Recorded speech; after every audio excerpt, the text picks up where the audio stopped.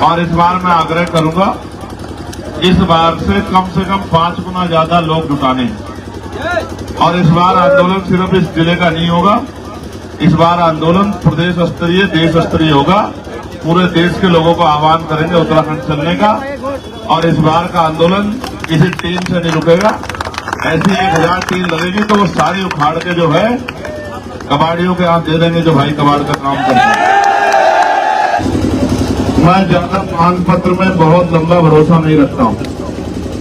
मैं तो आपसे कहता हूं, आने वाले कल में अपनी ताकत बना लो। अपनी ताकत बन जाएगी तो कोई मांग पत्र नहीं देना पड़ेगा, सिर्फ ऑर्डर करने पड़ेंगे।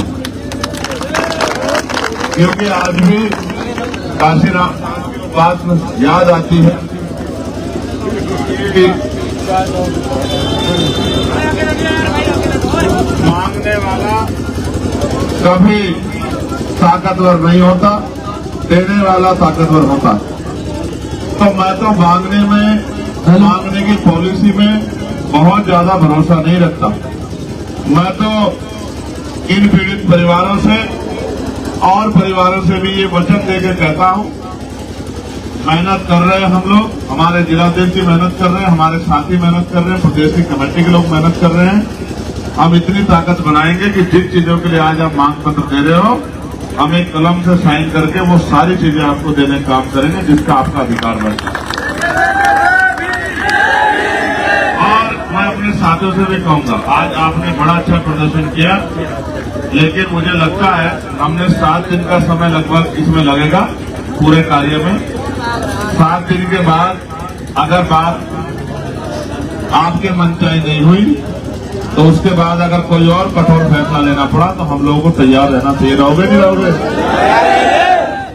जादू की छड़ी तो उनके हाथ में भी नहीं है, लेकिन 7 दिन में बहुत पर्याप्त समय है कि वो अपने काम को आगे बढ़ा लें। 7 दिन से ज्यादा का समय लगता है तो फिर हमें सोहनपुर में तो उन्होंने कमेटी, लेकिन सांतरसा वाले में तो उन्होंने 5 दिन का समय ही अपनी तरफ से तय किया। तो 7 दिन के बाद फिर से हम पे अधिकार है कि हम फैसला लेके आगे बढ़ सकते हैं। और इस बार मैं आग्रह करूंगा, इस बार से कम 5 गुना ज्यादा लोग जुटाने हैं। और इस बार आंदोलन सिर्फ इस जिले का नहीं होगा, इस बार आंदोलन प्रदेश स्तरीय, देश स्तरीय होगा। पूरे देश के लोगों को आह्वान करेंगे उत्तराखंड चलने का। और इस बार का आंदोलन किसी टीम से नहीं रुकेगा। ऐसी 1000 टीम लगेगी तो वो सारी उखाड़ के जो है कबाड़ियों के हाथ दे देंगे, जो भाई कबाड़ का काम करते हैं। तो खाने का खर्चा भी इन पैसे लेंगे, उन्हीं से जो है खाने की व्यवस्था होगी, उन्हीं से जनरेटर की व्यवस्था होगी, उन्हीं से टेंट की व्यवस्था होगी, हाँ पंखों की भी। लेकिन जुल्म नहीं सहेंगे और जुल्म होने देंगे, इस बात के लिए हम लोग संकल्प लेकर तैयार। और कुछ साथी जो भूख हड़ताल में बैठने की इच्छा कर रहे थे, ये एक बार मैंने 7 दिन तक, जब 2 अप्रैल की घटना हुई, मैंने ये सहारनपुर जेल में करके देखा था।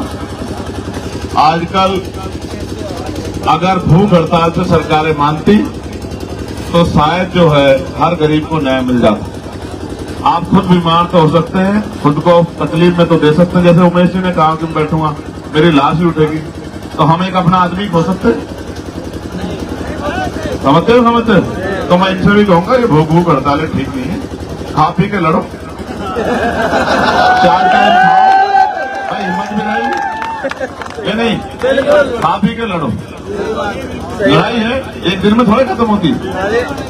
ये तो महात्मा गांधी जी के आदर्श बहुत लोगों ने अपनाया और बाद में इनको अस्वीकार किया कि भाई ठीक नहीं। सरकारें तो चाहती है कि ये लोग रहे और आप वैसे ही मरना चाहते हैं, इसका आरोप भी किसी में लग रहा है। ठीक है, बहुत बहुत धन्यवाद। जय भीम, जय भारत, जय संविधान।